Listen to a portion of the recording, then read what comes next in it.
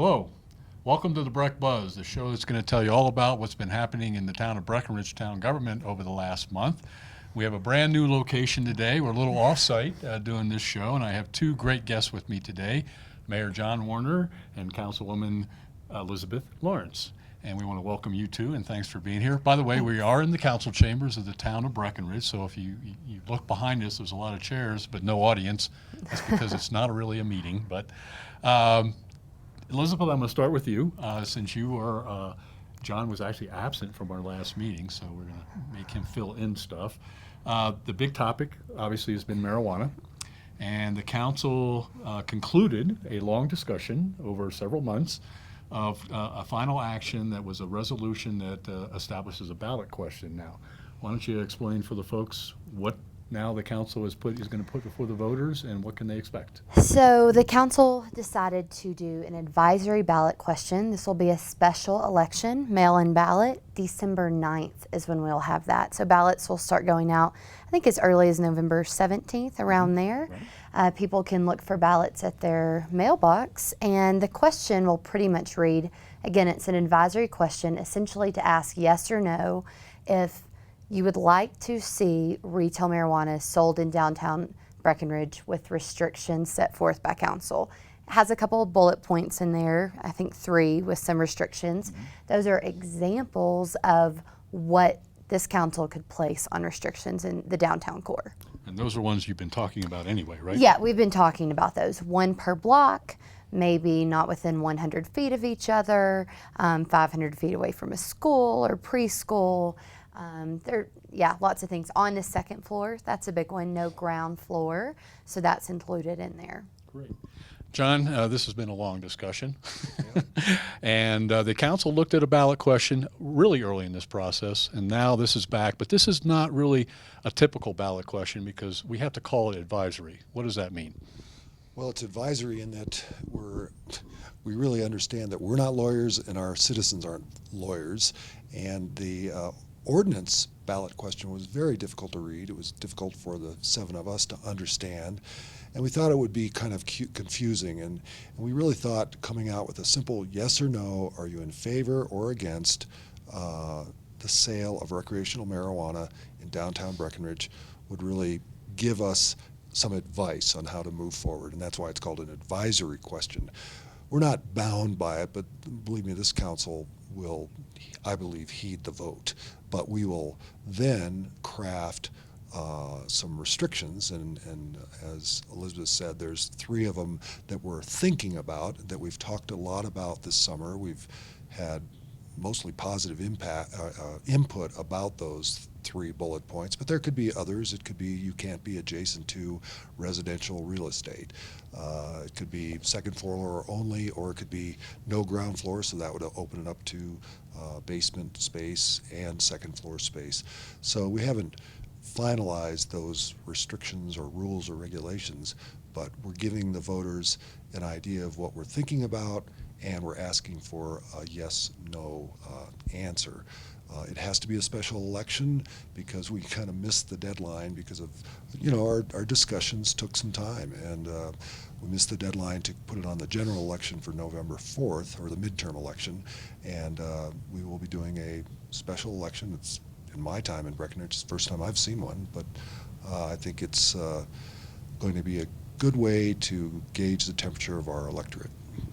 The good news is it's just one question and only on this ballot, so it won't be confused with everything else going on in the state election. Correct. So this will really simplify it, I think, for our voters. And interesting point that John brought up, that this is the first time he knows of a special election in Breckenridge.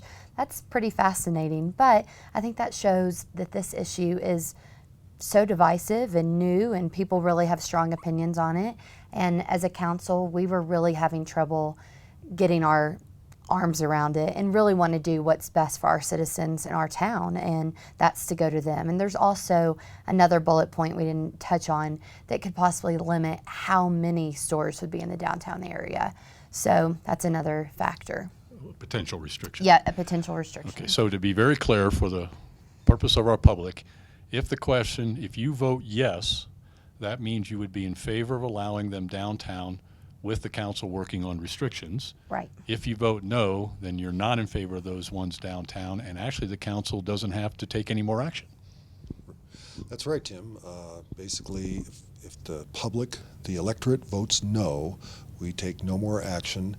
I don't know if you guys dealt with that consequence for the Breckenridge Cannabis Club. Would we keep our current extension to February 2nd or whatever in place? Did you guys talk about that? We actually did not touch on that, and I think it's because we had a general understanding that they would be there until February 2nd, just because we had already allowed that. And I think that's a good way to end up. So it would give the Breckenridge Cannabis Club time to relocate. If it was a no vote, if it's a yes vote, he doesn't have to worry either. He just has to comply with the rules and regulations we come up with. Right. Okay, so stay tuned. You'll be getting ballots maybe by the time we have our next show. Another big topic, and actually one that's going to carry over into the budget discussions that the council has coming up, is what we call parking in transit, John. The council really has indicated as a goal they want to come up with a plan that kind of addresses a lot of the angst, I guess is the best way to put it, that's out there relative to congestion, finding parking spaces, our guests, those type of things. Where is that at, and what can the public expect over the next maybe couple of months as you develop that plan? Well, this past Tuesday, the seven of us had a pretty spirited, free-form discussion of exactly that. How do we manage automobiles? How do we manage our visitors? How do we manage our employees relative to the use of an automobile or any motor vehicle in downtown Breckenridge? And we really came to agreement that a significant early phase should be education of ourselves and our public, improving and, well, considering new wayfinding devices. Could be variable message signs, it could be some sort of technological app on your smartphone, a variety of things like that. And then creating a place for our employees to park with attendant high-frequency shuttle movement of those employees, so we wouldn't be creating problems for our employees. The idea is we believe that the downtown core should be for the downtown guest. And I'm a guest, Elisabeth is a guest when we're having dinner at some restaurant in downtown, or when I'm shopping at some store, you're a guest. What we want is our downtown to be freed up for our guests to, it sounds crass, to spend money in our downtown core. And right now we have some issues with our employees using a lot of those spaces that we think ought to be freed up for our guests. So that would be kind of the early thinking. The second level of discussion would be, how do we incentivize our employees to go to a parking reservoir, or perhaps disincentivize them? And one thing is the concept of paid parking in our downtown core. And then the last thing is, do we need a parking structure? Should it be centrally located, and should it be visible? And how big should it be? So we'd like to kind of convene a task force, a citizens-based task force with staff, to contemplate the sizing or the necessity of some sort of structure. And what we talked about Tuesday was primarily FLOT. And then how much does it cost? And how do you pay for it? How do you pay for it? And we haven't gotten to that. We really wanted to start with a clean tablet, not worry about the money, not to be irresponsible, but to really let our brains brainstorm this thing. And then when we come up with a plan, a master plan for parking, transit, automobile management, behavior management, et cetera, then we'll apply some cost to it and figure out how to pay for it. Elisabeth, this is your first go-around on the council, but it was a big topic during the election. It's been a big topic since I've been here, 14 years. Yes. What are some of the issues that the plan is trying to address? John highlighted a little bit of them, but from your perspective and what you've heard. Sure. I think we need to figure out what is the value of a parking space in Breckenridge. And that really goes back to the parking should be for the guest. And that generates our sales tax and so much of what this town is dependent upon and many amenities. And we don't want to cause frustration for our guests, just as we don't want to cause frustration for our locals. So it's looking at that. It's also looking at how can we get employees to park outside the core, free up those parking spaces. But that's a culture shift. That's a big change in behavior and change in what they do. And we got to focus on that, and I'm guilty of that as well. And are we undervaluing our parking spaces? And that's something to look at. There's some great studies out there. I've learned a lot about parking recently, and I find it really fascinating that we also have congestion because people circle around town and they continue to look for a parking spot, so that causes this backup in traffic. We want to alleviate that and work on that as well. So an answer in the future might be some paid parking. Also looking at the structure, how large of a structure do we need to build as well? Right. Other partners in this are the ski area, Right. and obviously Go Breck, because they're obviously an advocate of the downtown businesses. The wayfinding part in particular is one that the council hopes to do a little bit with. What does the wayfinding attempt to do, though? Well, the wayfinding will, in a perfect world, it will tell our guest and our locals where there is available parking. And it could be a variable message sign like they have at DIA where, the F lot is full. The next available lot is the Tonopah lot or whatever. It doesn't guarantee you a spot, but at least instead of driving around town, and Elisabeth is exactly right, the studies say 30% of our traffic is really trolling for empty parking spots. So that's a lot of cars. That's a lot of carbon dioxide. That's a lot of pollution. It's just a mess. And it creates frustration. It creates congestion, etc. So wayfinding signs could be built-in place signs that educate and give knowledge to our visitors who are driving around looking for a place to park. It might run up against our sign code, and that's something that our council needs to weigh carefully. An app might be something that, this might sound like science fiction, but it does exist. There are apps where you could have it on your phone. You hit it, and it'll tell you not only where the lot is, it'll tell you where the spot is in the lot. It requires infrastructure. It perhaps doesn't work very well in a snowy environment. We're just investigating that right now.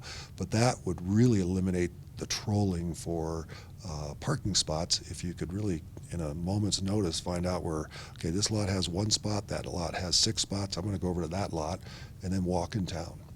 Great. So a lot of work to be done. Yes. Some stuff short term, some stuff longer term, and it will be a continuing discussion and a potential formation of a task force. Right. Great.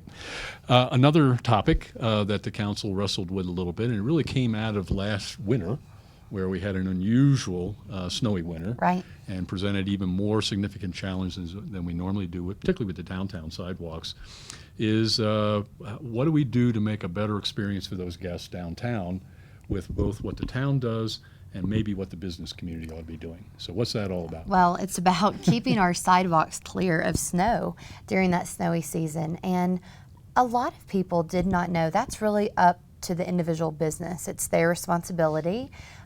So we looked at how we could address that. So Public Works came up with the idea of doing plowing from 8 a.m., no plowing from 8 a.m. to 8 p.m.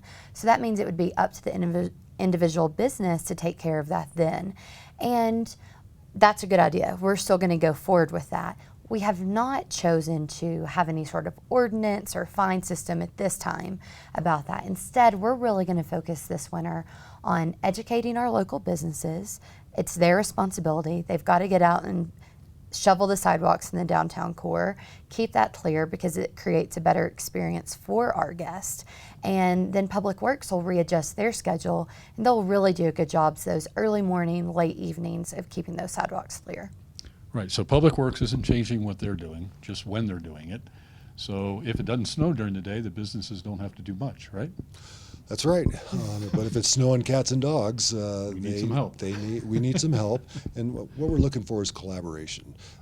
We can't have our little tractor everywhere, every hour of the day. But if you have a shovel and you're a storekeeper, you can clean out in front of your shop. And if everybody cooperates, we'll have pretty nicely taken care of sidewalks. So it is an ask of our community. It's an ask with the weight of law behind it, that this has always been their responsibility. So let's work together and really raise the bar on the clearing of our sidewalks.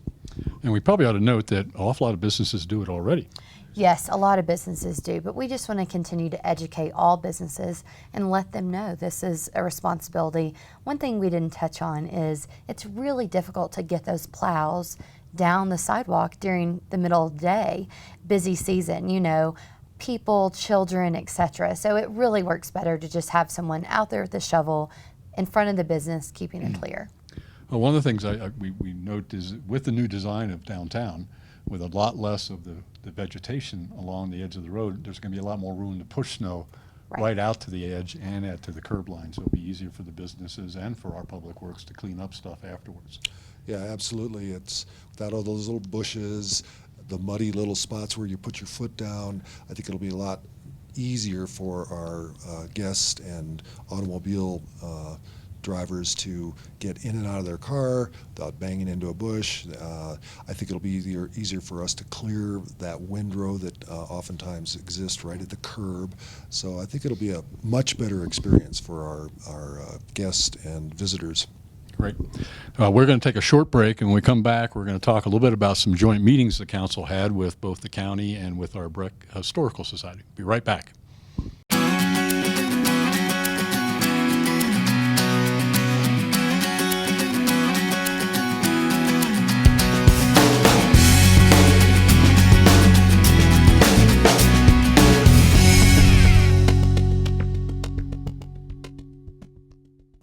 Welcome back to Breck Buzz on site at the council chambers of Breckenridge. It's by the way, our new studio is being fixed up over at the high school. We have a great partnership with the high school as a part of these televising these programs. So for the short time, we're on remote location, as we say. So the council had a joint meeting with the county commissioners this past month, and a lot of the topics were about a lot of stuff we do together. Elizabeth, you want to highlight a couple that you remember that were significant to keeping the community? Yep, new recycling center. So excited. We're going to start that in 2015. It's going to be over in my neighborhood on Coin Valley Road. And that will actually free up that land on County Road 450 where the recycling center is now for hopefully some affordable housing, which will be great. Plus just a new improved recycling center, lots of new features, and I think it will be really easy for people to get in and out of there. Great. John, one of the topics that, or one of our earlier joint purchases with the county was the old B&B property. Mm-hmm. We inherited a historic dredge as a part of that. Part of the discussion was what do we do with that and how do we work with the county and in what we now call stabilization? Well, it is, we did inherit it. It's called the Riling Dredge. It's about 3 miles east on French Creek Road, up past the Wellington neighborhood. And it's quite a project. It has fallen into disrepair. Much of it is underwater, which actually preserves it. It sits in its own little pond. Historically, it's very important to our historic society, us, our visitors, because it gives you a great idea what the context was of these huge dredges moving up and down the river, basically turning the river upside down, looking for gold. And it's the reason we have all these rock piles up and down the French Gulch Valley, the Swan River Valley. We used to have a lot of them here in the Blue River Valley. We just want to stabilize it so it doesn't just totally go away. We're not by any means contemplating a restoration where we, turn it into a working structure with a little cabin on it and a gantry on it, etc. We have done a quite extensive underwater survey of all the pieces and parts, and we'd like to continue the stabilization aspect, and it only helps our historic aspirations, I think. What about wood chipping? wood chipping. It's been very successful this summer. That was a joint program with the county and our fire departments, and it has been great. I believe the amount that we hauled, well, I don't even want to guess. I know it was Huge. It was huge. Definitely, we put that out on the Block 11 property on Airport Road, and it worked out perfect. Lots of people contributed to that program. We're going to continue it next year. I saw where the county just got an additional $100,000 grant for it, Right. which will be great. So, it's a successful program, many people collaborating together, and really worked out well for us, and all for fire mitigation. Exactly. John, another one was the Pinewood 2, which is actually a piece of property the county helped us purchase originally. Right, it was called the Claim Jumper property. It's due west of the Recreation Center in the Little B Trailer Court or Mobile Home Court.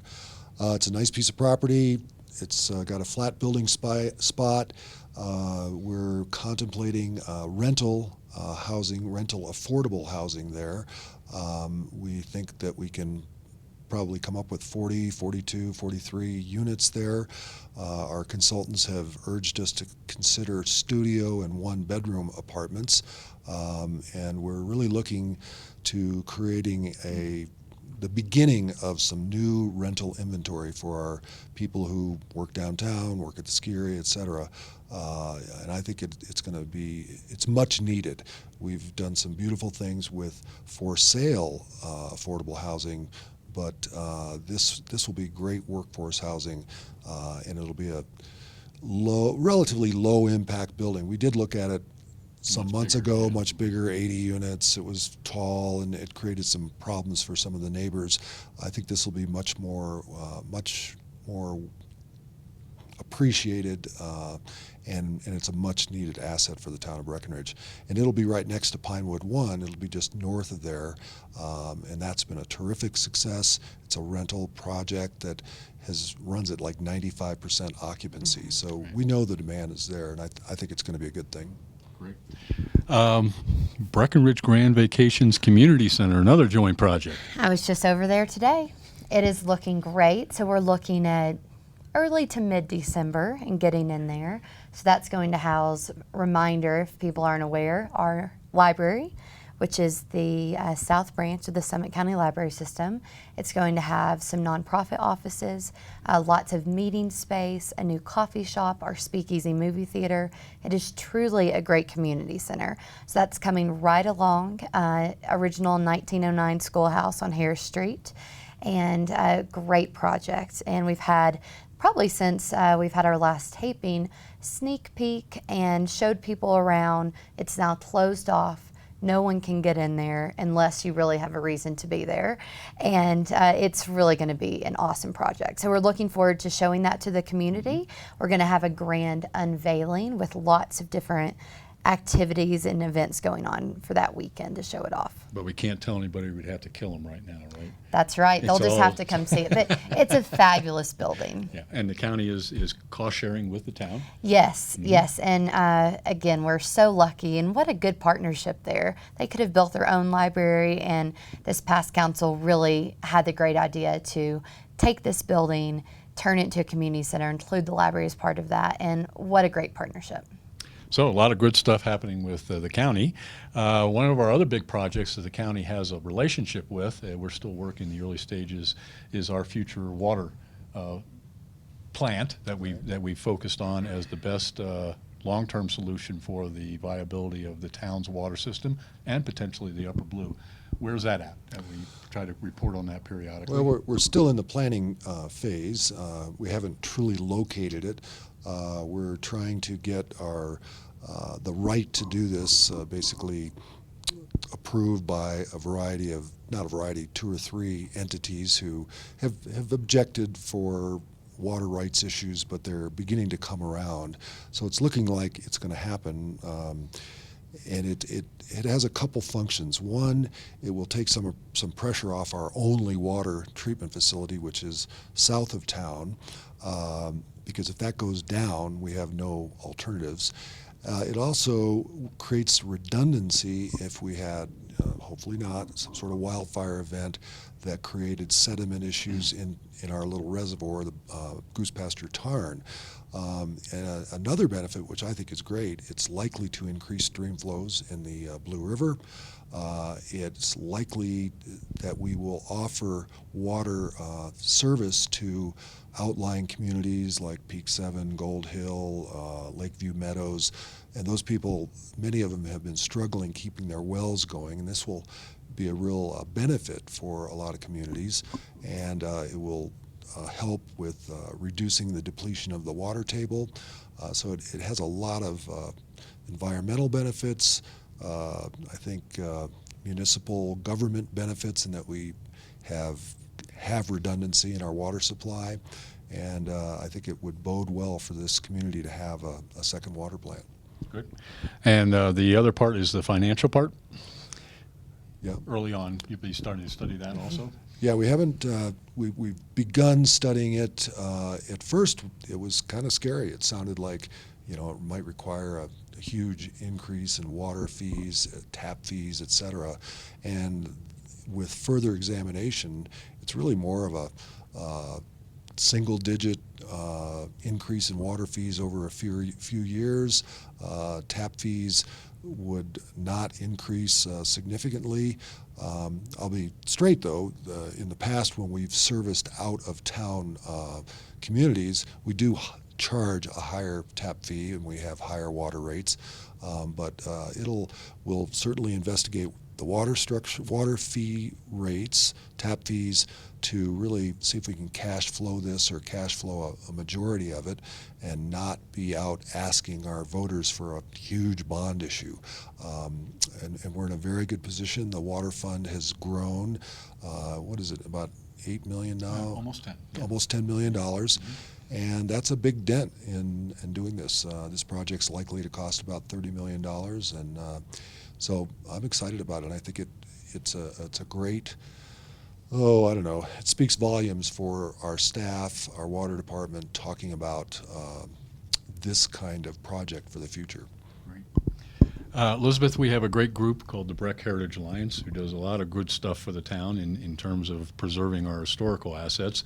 They come once a year, talk a little bit about what they'd like to do next year. Yes. What were some of their highlights? We had a great meeting with them. That is a passionate group of folks, history buffs, and they really do a great job in preserving our town's character and what we were really founded on, mining and skiing. They just do a really good job. So we met with them. We talked about the Wakefield property, how they're going to finish that up, sawmill site, and Let's tell them where that is, just in case the folks don't know. well, yes.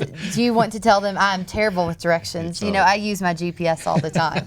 It's on Boreas Pass Yes. Road as you start to head up towards just past basically the rec center. I mean the ice rink. Ice rink, kind of And the it's first turn, big- and most the big people, curve, right. yeah, most people see it because it does have the wood pillars that Right. notated. So it's a really nice spot, and that's going to be great when it's done. We're worried about parking, so they're trying to get that figured out, how they're going to handle that to keep people off the road. But also we found out that Robin Theobald and the BHA board have secured a wonderful steam engine that is going to go on that site. They're going to have a structure built for it. It'll be a fascinating piece of history to include right there. So they're getting that from Leadville and are going to bring it to Summit County and bring it to Breckenridge. So that'll be great. John, any of the other ones that come to mind what the BHA was hoping to focus on next year? Well, I know that they're looking at Lincoln City, the Lincoln City restoration. That is also east on French Creek Road. It's close to the Riling Dredge, maybe half a mile away. It's an old town site that has historic implications. Much of it has been in ruin, but there's about 4 buildings I think that are going to be restored. I think there'll also be a little parking area so that the public will be able to take tours of this little community, and that's almost at the base of the Sally Barber Road, so it's very accessible, and I'm excited about it because in my 34 years here, I've seen those buildings really deteriorate, and that'll be more of a restoration than just a stabilization. Right. 2 little places in town that most people probably don't know about, No, right? they don't. The Milne Park and the Everleen House, and those are on the corner of Harris and Lincoln. And if you've walked past there, you probably wouldn't even know that's a park. And BHA is going to get in there in 2015 for a really reasonable amount of money and get in there and just clean it up and make it more park-like and accessible, put in some picnic table and benches so that people can enjoy it. But what's so nice, that is catty corner from the new Breckenridge Grand Vacations Community Center. So I really think we're going to see some increased use of that park and people going over there as they visit the community center. Literally just across the street, they can go to this little park in the house. And the Briggle House is also on that same piece of property. So they're just going to update it, clean it up a little bit. It kind of looks overgrown. It's a great place for our haunted tours that they currently have, but they're going to clean it up so it'll be just real accessible for people. Right. And one of the other things the BHA is going to do is help with a little bit more historical archiving with some stuff. Right? Yes, the BHA will. We are renting them space in the new Breckenridge Grand Vacations Community Center. I think it's on the northeast corner on the second or third floor.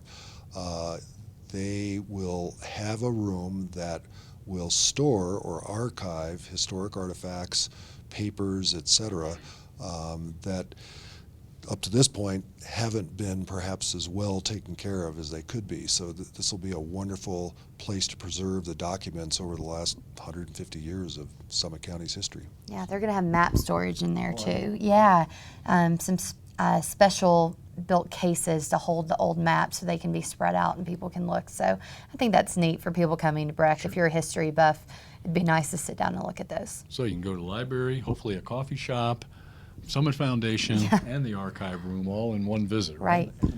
And the movie theater. Yeah, and the movie theater. Yeah, the smell of popcorn will be traveling throughout that building.